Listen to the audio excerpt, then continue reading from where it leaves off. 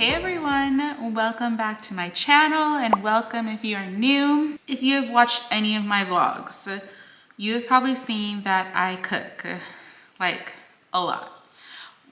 And I do like to try and make some stuff homemade, not everything, but you know, I do like to experiment, give things a whirl. But here's a little confession. I don't like to cook every single day. I enjoy cooking, but having to do it every single day for every single meal, it becomes a little daunting, right? So my solution to that I have learned over the years of running a household, cooking meals for your family, I don't know, whatever you call it, being an adult, that's the one. I have learned freezer cooking is the key. So I have been doing freezer cooking, making freezer meals for years. Why? Why should you do freezer meals? Well, there's a ton of reasons. One, if you have a big family. I don't have a big family, but if you do, if you're not freezer cooking, you need to start. Two, postpartum. If you are going to be in the hospital or have any kind of surgery, having a baby, it is so nice to come back home and not have to cook all of these meals, wash all of these dishes, and still you have a meal that you can pull out of your freezer for your family to eat something home cooked. Another, you're just too busy to cook. This is another reason why we started freezer cooking back in the day when my husband and I were working a ton of hours per week. And many times we just didn't have time to cook.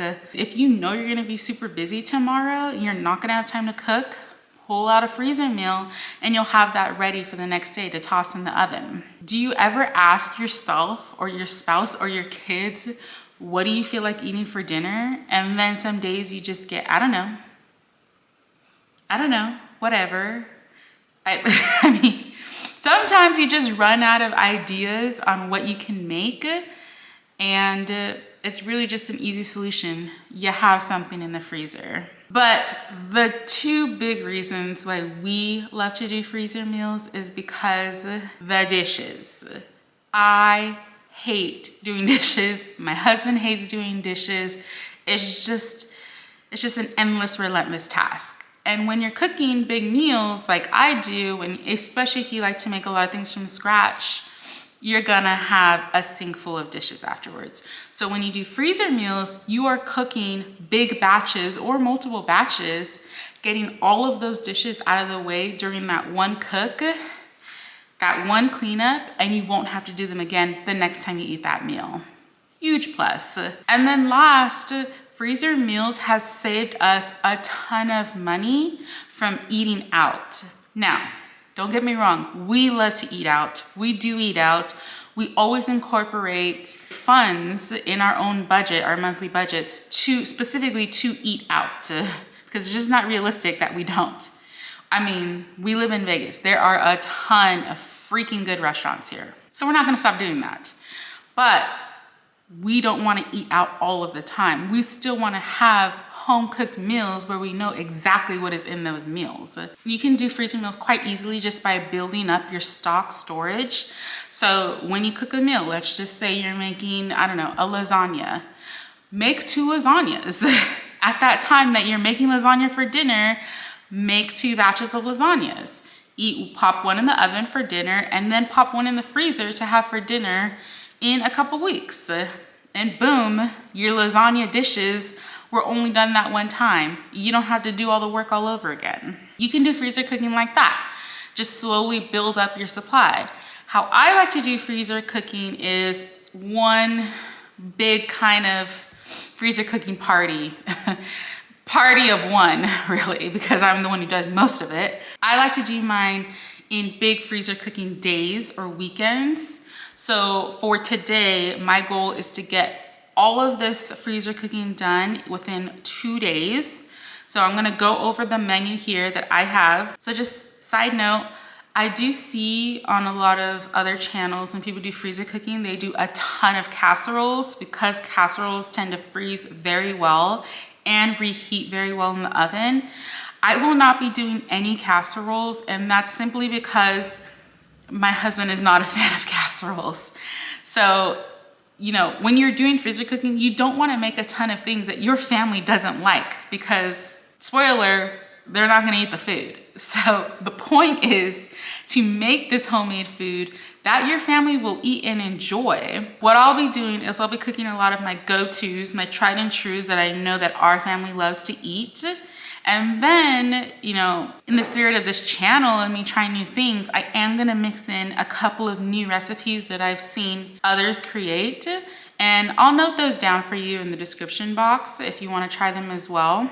On today's freezer cooking menu extravaganza, breakfast burritos, sausage, egg, cheese, and potatoes in these burritos. Country sausage gravy that my husband freaking loves with biscuits and gravy. Breakfast sandwiches, turkey, cheese, and egg, and then another set of sausage, cheese, and egg. Ham cheese sandwiches, which we use for grilled cheese sandwiches. Chicken enchiladas, broccoli cheddar soup, homemade meatballs, and spaghetti sauce. And then also we have a few chicken marinades that I want to do. Teriyaki chicken, Italian chicken, garlic parmesan chicken, a new recipe that I saw for honey mustard chicken. We are gonna be doing some freezer dessert. Our favorite thing to keep stocked in the freezer for a sweet treat is chocolate chip cookies. I love to make big batches of cookies, ball up the dough and toss them in the freezer. That way we always have frozen cookie dough balls to fresh bake in our oven anytime you want them. We get fresh baked cookies on demand. If you're not already doing that, you need to do that. We have a very long list here and a lot to do. Remember, my goal is to do this in 2 days, and I wanna bring you especially if you're new to freezer cooking, I wanna show you the process from preparing the ingredients to cooking the ingredients to packaging the ingredients, because packaging is also important for freezer meals as well. And make sure you stay tuned until the end of this video, because at the very end, I'm gonna talk about how the heck you reheat these freezer meals and how to make them not taste like reheated food. Because also that's gonna be a big part of of you wanting to eat through these meals, is that you make them taste like they weren't reheated and that they weren't straight from the freezer. So stay tuned to the end of the video and I'll talk about what I learned over the years of freezer cooking and how to do that. All right, let's get started. Okay, so we're gonna go ahead and get started on breakfast burritos. Now, I've seen a lot of people make their breakfast burritos with like eggs, some kind of meat, like sausage and cheese, but my husband prefers his breakfast burritos much more substantial, shall I say. We add potatoes in our breakfast burritos, so I do take the extra step to make crispy potatoes. So we're gonna do that. We'll make the eggs and the sausage and then start rolling them up. When we do start the rolling, you're gonna want to heat up your flour tortillas either on your comal or in the microwave, because you're gonna want them to be pliable so that they're not tearing while you're rolling. So let's go ahead and get started on the burritos.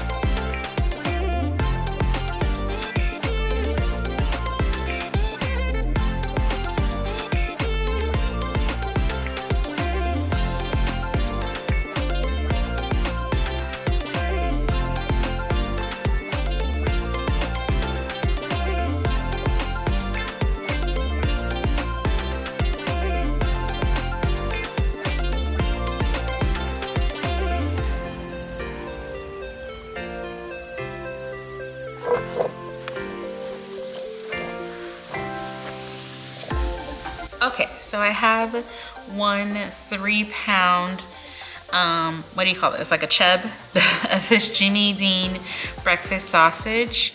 So what I'm gonna do is I'm going to it has these handy little marks here. I'm gonna split this into 3, and then we'll use 1 pound of it for the breakfast burritos, 1 pound of it for our sausage gravy, and then 1 pound of it for some additional breakfast sandwiches that we're gonna make.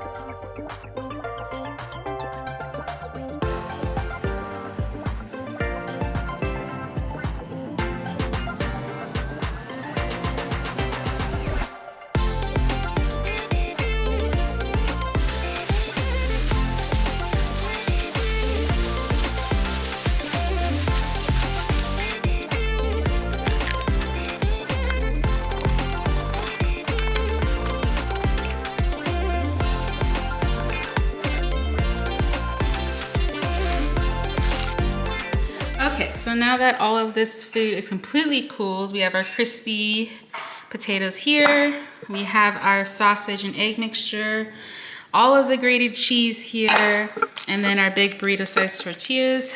So now we're just gonna roll them on up.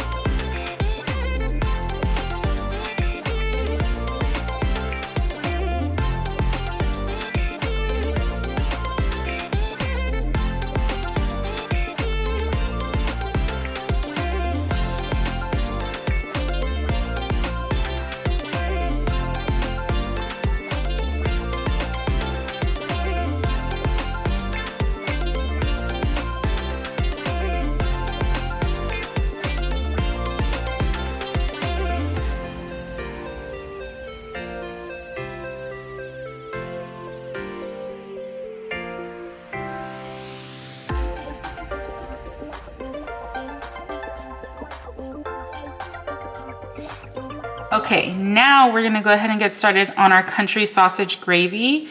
We use this, we keep it in the freezer and pull out whenever my husband wants biscuits and gravy, and that's because that is his ultimate like favorite breakfast meal. But we don't always want to make, or I don't always want to have to make sausage gravy all the time. So it's nice to just have it ready to heat in the from the freezer. So this is a recipe I found from another YouTuber. I believe her name is Miriam. From her channels It's So Good, where she cooks a ton. And this sausage gravy recipe is fire. I have never had to go to any other recipe because this one is so good. And I'll put the link below if you'd like to check it out.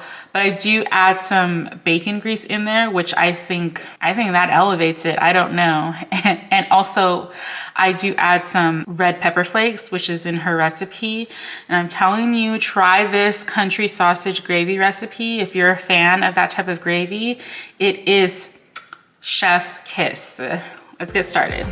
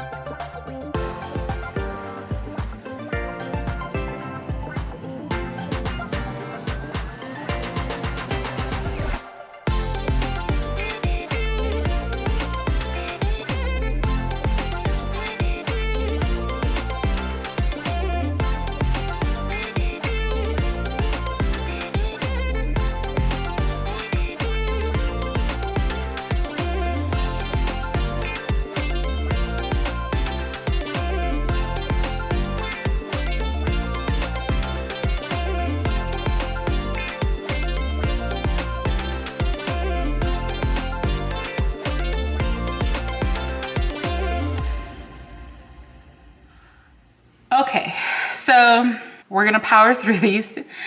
We're gonna work on some grilled cheese sandwiches. So when I say grilled cheese sandwiches, we're not actually grilling them. We're just preparing them to be grilled. Grilled cheese sandwiches with meat are one of like my husband's favorite late night things to snack on or eat. And I'm talking like late night. And it just sucks when you're craving one and then you go to your fridge and find out that you're out of cheese, or that you're out of ham, or you're out of bread. So we like to freezer prep ours so that the whole sandwich is there when you're craving it, and you just throw it on the grill pan and you have it fresh, hot, and ready. We're just gonna use this artisanal bread that I get from Costco. My husband likes these ones because they're nice and thick sliced. Some of this oven roasted turkey breast, and this honey ham. This is also, all of this is from Costco. And then this pre-sliced variety pack of cheese. It comes with Swiss, Colby, Cheddar, Monterey Jack. He doesn't care which slice of cheese. He'll eat any of these. So we're gonna go ahead and get started on these.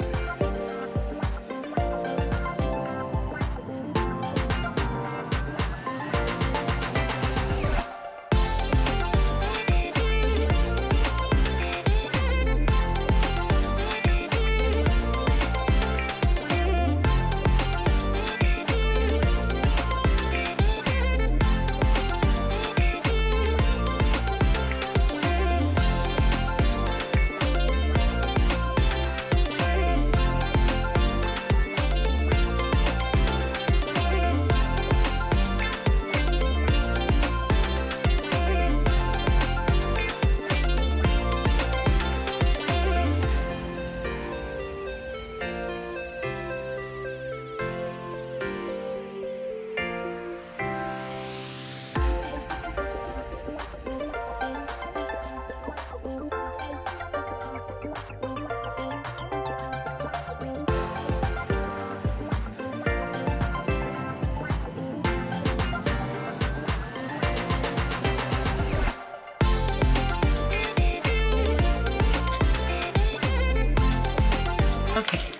so we're just gonna go ahead and package these up in little sandwich bags for the freezer.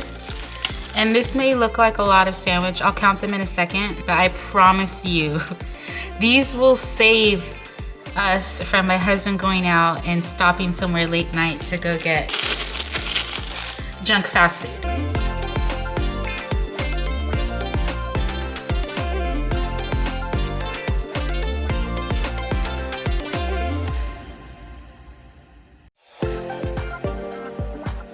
Now I have just a 2-gallon Ziploc bag here, and I like to put the sandwiches in this extra bag to hold them all.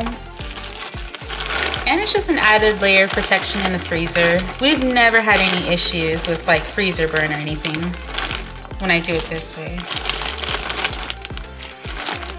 There you go. That's 12 grilled cheese sandwiches ready.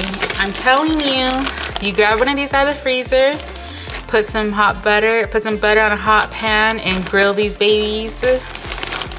It's good. Now for our breakfast sandwiches, these are super simple. We keep it easy with English muffins, egg, a meat, and cheese, a slice of cheese. So sometimes we don't always have the ingredients to make them when we're craving them. Like either we don't have English muffins or we don't have enough cheese. We always have eggs, but they're just a super simple grab and go thing from the freezer that you can reheat and toast up. So good. I highly recommend you having breakfast sandwiches in your freezer ready to pop out if your family loves to eat these. So let's get started. So what's kind of funny is my husband really likes late night grilled cheese and ham sandwiches. I like breakfast English muffin sandwiches. So we're gonna make some of those as well, or prepare them. And I'm gonna go ahead and use these Thomas Original English muffins, also from Costco. And then our same meats that we use the grilled cheeses with. So the turkey breast and the honey ham. And then the same cheese pack from Costco. So we're just gonna split these open with a fork.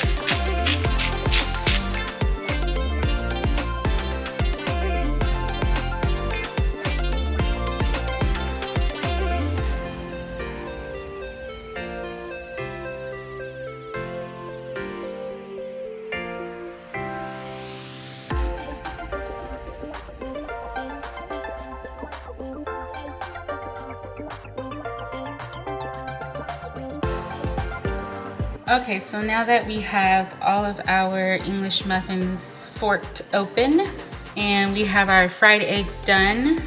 So if you saw, I broke the yolk in our fried eggs just because I like to have a little more yolk in each bite. We're gonna add our egg there, our ham, a couple pieces of ham, piece of cheese, cap it.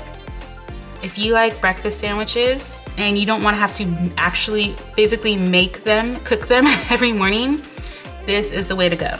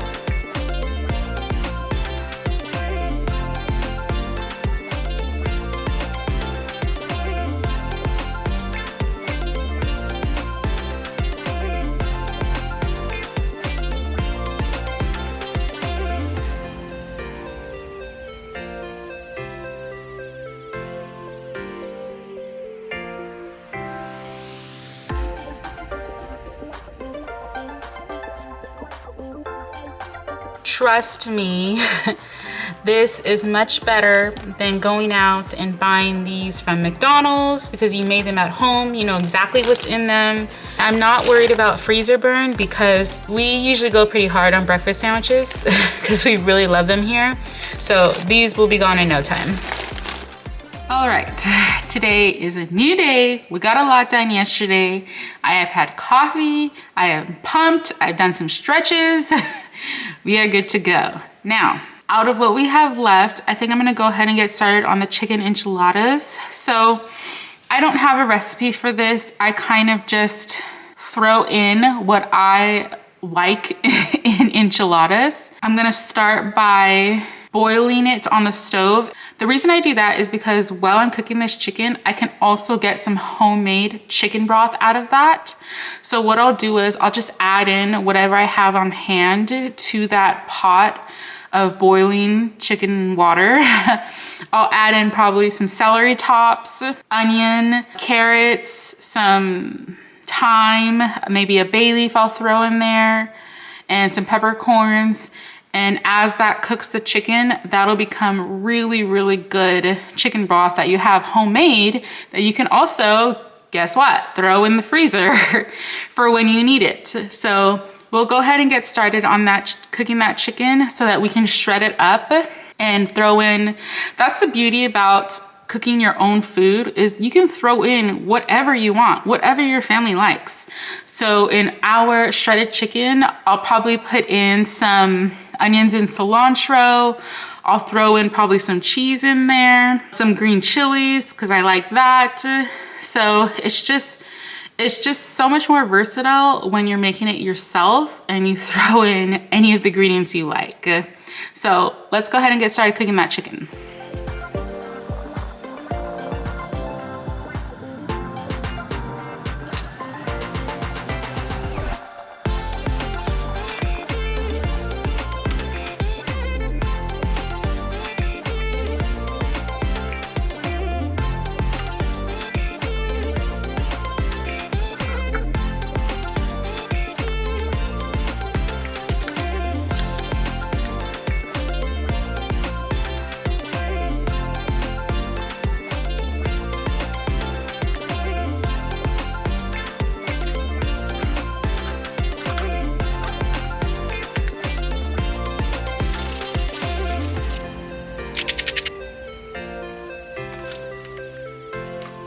Unfortunately, ran into a problem.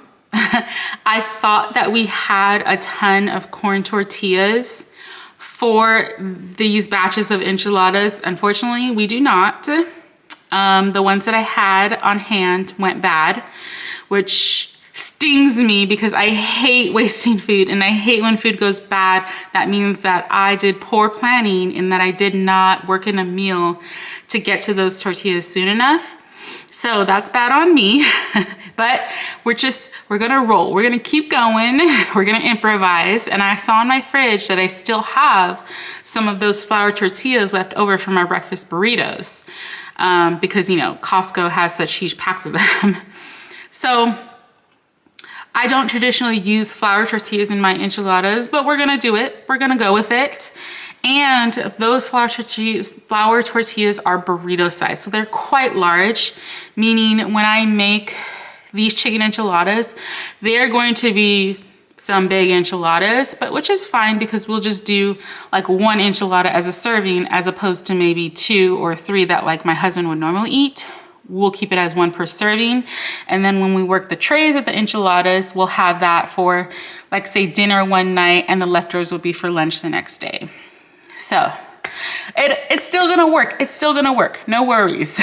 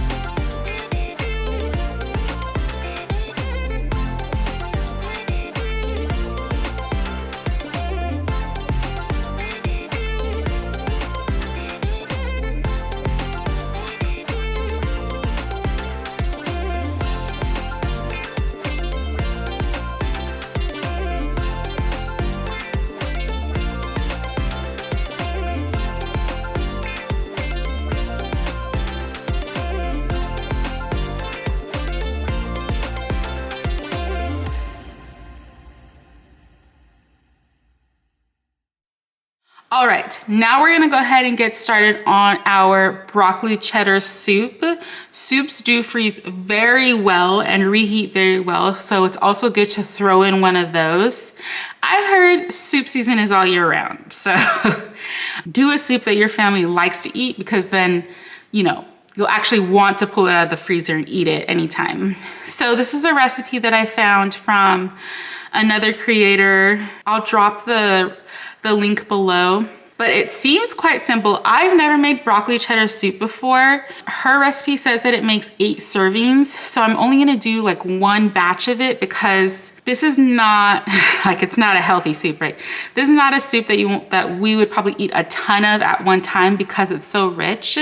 So I'll just make 1 batch of that 8 serving soup and then freeze them into smaller quart size bags, because how we would eat this soup is probably like a cup of soup with a salad on the side or with a little baguette or something like that, or maybe even like a half soup, half sandwich type of deal that you would get at like Togo's or something.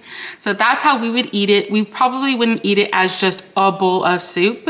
So I'm gonna freeze them in like smaller portions when we get to that part. But I'm excited to try out this new recipe. Let's go.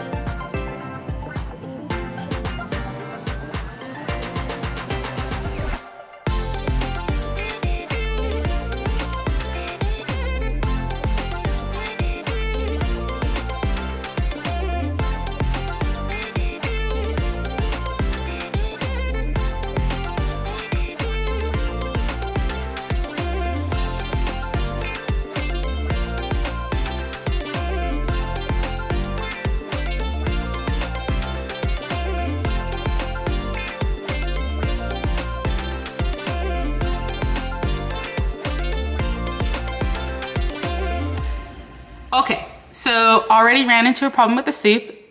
Turns out I don't have cheddar cheese on hand, and I actually used all of that cheddar cheese during the breakfast burritos and the enchiladas. So, improvising again, we're instead gonna be using Colby Jack cheese, which I know is not as sharp as cheddar, but I think it'll still be pretty good.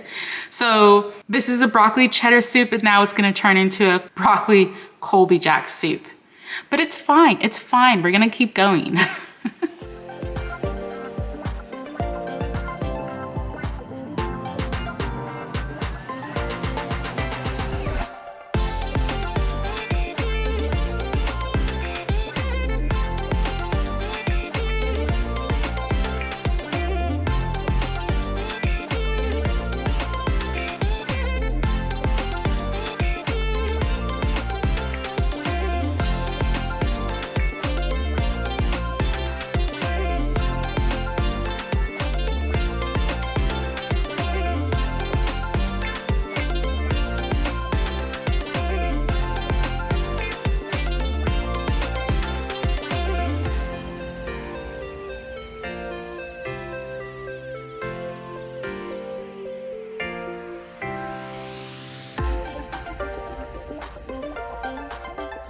All right, so now we're gonna start on our meatballs and sauce.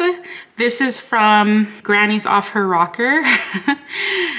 She's super funny and vulgar and awesome, but she did give out her recipe for her Sunday sauce and homemade meatballs.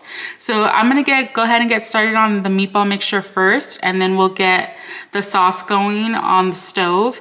So she says this Sunday sauce can be made any day, but you really need to use Cento crushed tomatoes. So I did buy a few cans of that, and we're gonna go ahead and start searing.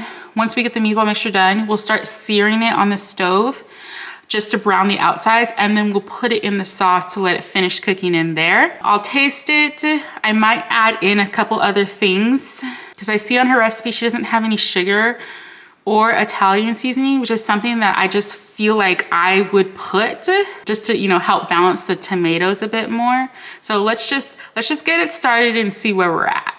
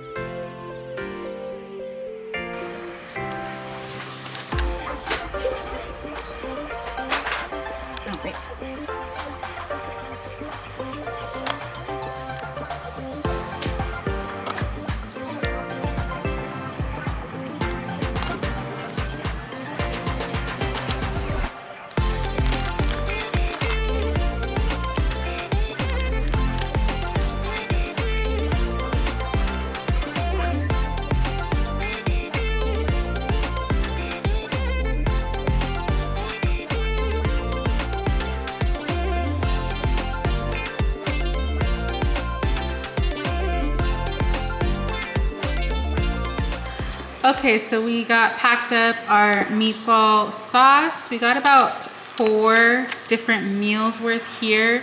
Each of them has about 5 or 6 meatballs per bag. And then I had a little extra that I just put in a separate container because I want to be able to have this in the fridge to give to Makai for his like lunches and dinners while he's here at home. So, yeah. All right. Now we're gonna go ahead and get started on our chili. So my homemade chili, it does not have a recipe, and it's just something that I kind of throw in whatever I want. Again, like I said, it's the beauty of making things yourself, is you throw in whatever you like or whatever your family likes. This chili is something that I guess I like to make heavy on the veggie side and a little less on the meat side. There will be ground beef in this chili, but the whole point of why I make this is so that we can throw in a ton, you get a ton of vegetables in it as you're eating it. And my husband is fine with me making that way. He likes it, he eats it. He does throw on his bowl of chili, like sour cream and shredded cheese, which is totally fine. It's very good that way. And this chili is something easy to make. So I'm just gonna be grabbing some veggies out of my fridge, grabbing them, chopping them up, throwing them in. And then the spices, I also totally improvise. I throw in what I think it needs. I taste as I go, throw in some seasonings, and it always works out. Like, it always works out no matter what I put in it. Let's go ahead and get started on a big batch of chili that we will also package up into smaller bags so that we have it ready to pop out freezer whenever we feel like eating chili. Let's get started.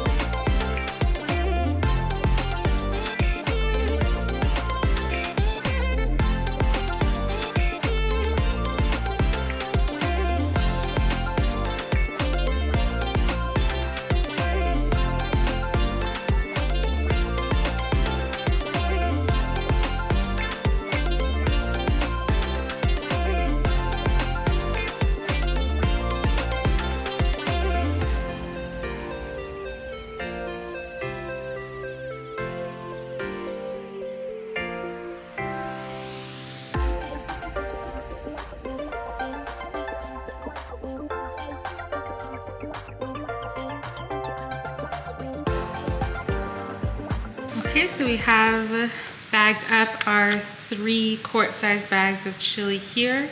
I kind of divided them up between, you know, like this is how much my husband and I can eat defrosted. Like if one of these was defrosted at once, this would be like enough for us to share. And then I had just a little bit left over in this little container, which I'll put in the fridge for us to eat tomorrow. And these are going in the freezer. Chili done. All right, now we're gonna get started on the chicken marinades. And so these really, you're just taking chicken, putting in a bag and throwing whatever marinade that you want. And I used to not understand why people would include these in freezer cooking. Because like, you know, how long does it take to prep a marinade? Like, so I first didn't understand it until we actually did it and tried it. And honestly, y'all, it comes in so handy. These marinated freezer packs of chicken. You can marinate your chicken, and then when you wanna have, you know, let's say it's the morning time and you know you wanna have teriyaki chicken later tonight, you literally just pull it out of your freezer, and the whole time it's thawing, it's absorbing that marinade, and it tastes delicious whenever you grill it that night. So we done it once. I am always gonna have these chicken marinades on hand now, because it also helps solve the problem of, you know, what the heck do we eat for dinner tonight? Like, it's just such a simple, easy thing to do. So today we're gonna do 4 marinades. And I'm just gonna use up a lot of the marinades that I have on hand in my pantry, because I want to, you know, I want to run through those and use them. And then also I want to try a new marinade that I found from another YouTuber, Becky. I think her channel is Acre Homestead, where she cooks also a ton. She also does freezer meals, but she has a recipe for honey mustard chicken, which I really want to try because I love honey mustard. I've never had honey mustard marinade chicken before, and I think it sounds delicious. So that's gonna be a new one that we're gonna try. Let's just throw in this chicken, throw in this marinade, and boom, we are gonna be done with this one in no time.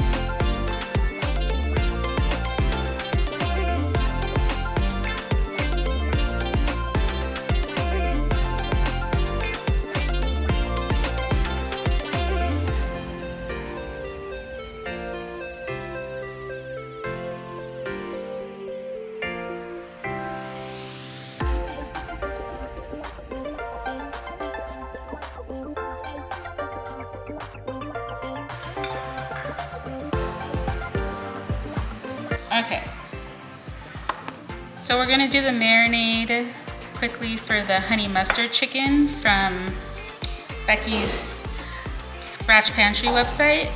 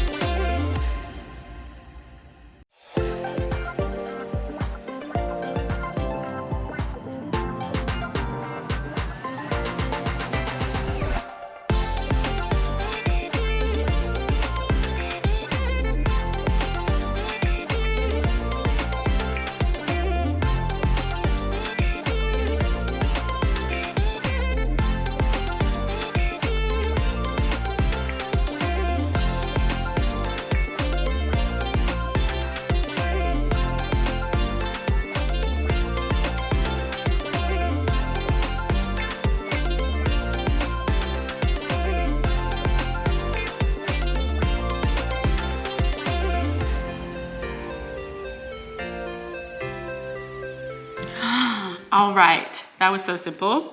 Now let's move on to dessert. Yay, finally dessert. We are gonna start our chocolate chip cookie dough. Now, my mother-in-law makes some of the best chocolate chip cookies. She lives very far from us. So a good way for my husband to still have those cookies is I just use her recipe. I use her recipe and I make a big batch of it to keep in the freezer. That way we can pull out a few cookies because we're a small family, so there's not a ton of us. So we're not gonna be making like a big batch of cookies. We only eat a couple at a time. So this is the best way I have learned to do that, is to make big batch of cookies, keep the balls, we flash freeze the dough balls, keep them in the freezer, and then pull out however many of those we need that we want fresh baked that day. So I'm going to make a double batch of these chocolate chip cookies, and then I'm gonna split it. Maybe I'll do 2/3, 1/3, or we'll see how it goes. But for the smaller batch, I'm gonna add in some nuts in mine. I'm not gonna say mine because they're for everybody, but I really like nuts in my cookies and my husband doesn't prefer them. So I always do, one of the batches with just chocolate chip and one of the batches with chocolate chips and nuts. So we'll be preparing both of those today. All right, let's get started.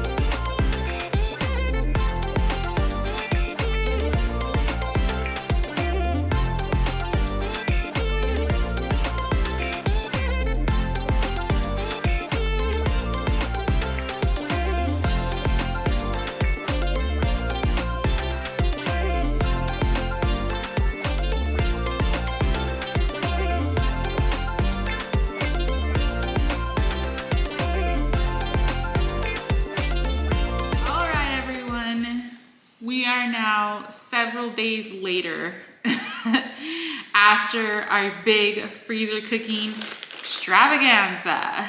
Now, I do want to recap. We had a couple hiccups, totally fine. We got through it, we improvised.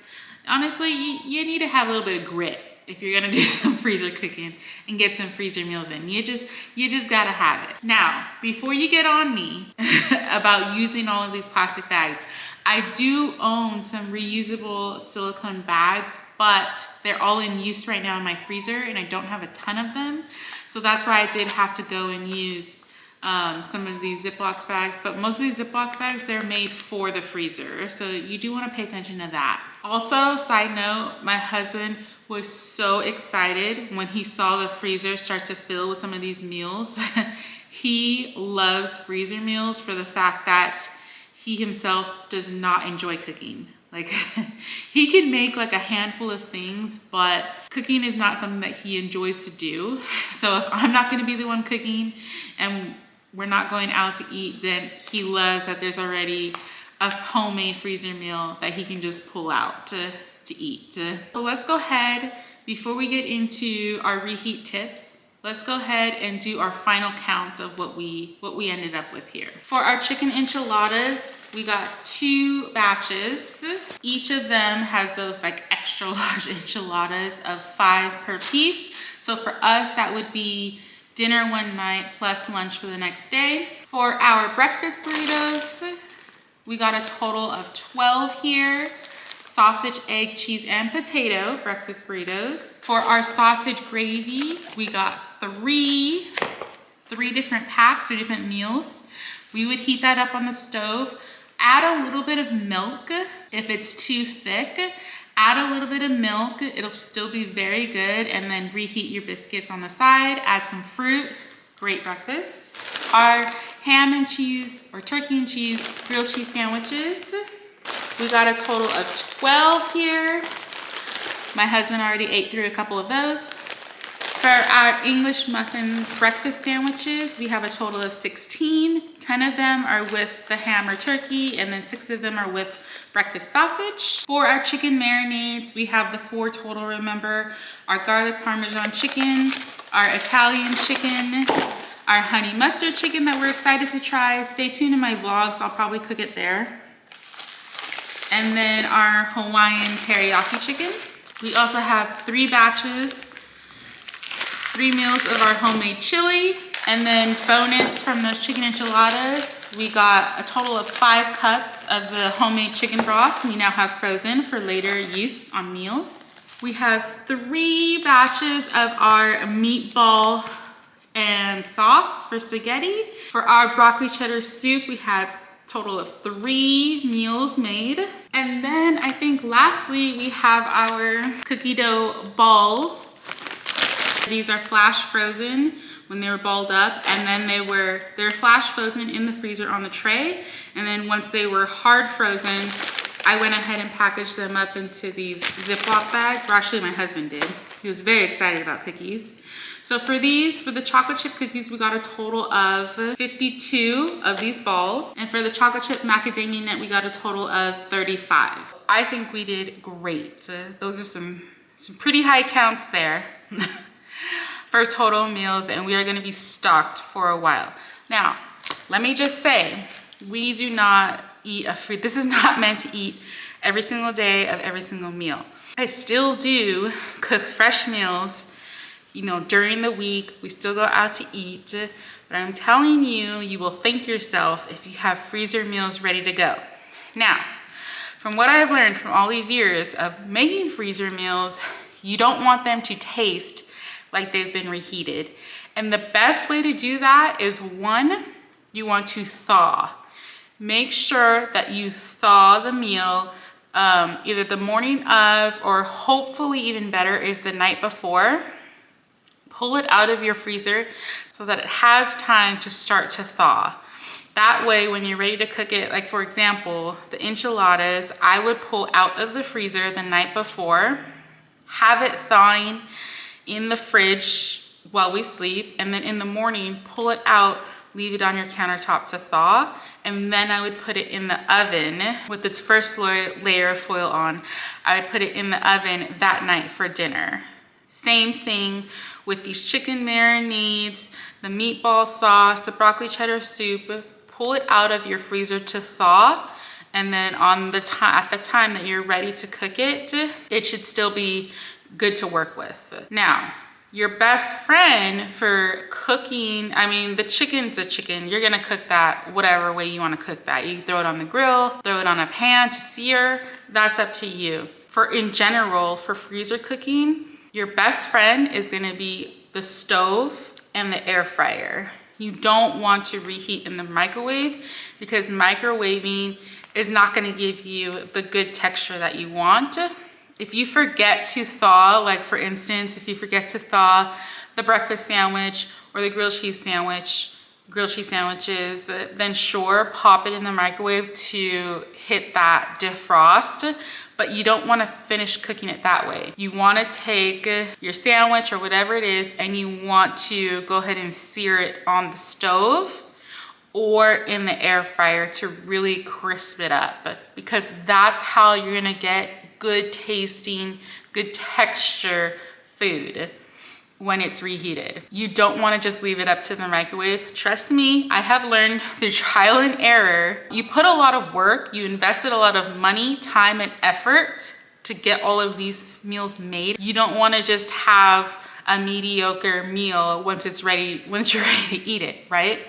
You want it to be nicely cooked.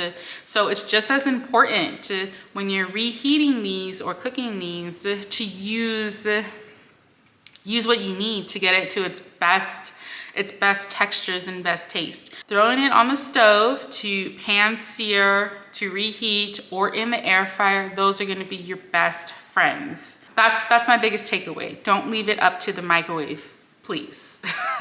You will thank me later. So that's it for our big freezer cooking couple of days. Thank you. If you made it this far, thank you for joining me. If you'd like to see more freezer cooking or just more of my cooking in general, please subscribe, because I'll continue to add more meals and try other recipes from different content creators and let you know how they go. Stay tuned for my vlogs, because that is likely where I'll add a lot of these meals to reheat and then show you how they end up. For the ones that are tried and true in here, I already know they are chef's kiss delicious. For now, thank you so much for joining me on this one. Let me know if you yourself do freezer cooking or even batch cooking, because that's a good one too. I think I'm gonna go ahead and bake up a couple of these cookies for now, just because they're eyeing me. All right. Thanks for watching. I'll see you in the next one. Bye.